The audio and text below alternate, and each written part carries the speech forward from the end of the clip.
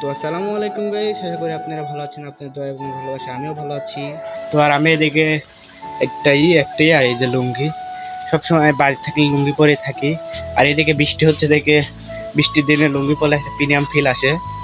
আর যাই হোক, তো চলুন আমার সেই কেটিএম নিয়ে চলে যাই। আসলে আমার না, আমার একটা সাইকেল ছিল, চুরি হয়ে গেছে। এটা আমার দাদার। তো চলেন যাই। তো এইদিকে আমার মানে এরকম জায়গায় ক্যামেরা সেট করতেছি বা মোবাইল সেট করে দিলাম, তো এটা লুক আসবে। আর যে জায়গায় সেট করছি সেই কথা বলাই যাবে না। আর আমি ওই কথাতে একটু ভুল করছি, প্রিমিয়াম ফিল। আর এটা আমাদের দাদুর, মানে সাইকেল দাদুর ছিল, আমার আব্বু চলাইছে, পরে আমি সাইকেল চলাই। আর এদিকে আমাদের সীমান্ত দাদা, তো তাকে একটু ভয় দেখালাম। আর এই যে আমাদের এলাকা, এই দোকানে আমরা আড্ডা দেই মাঝে মধ্যে।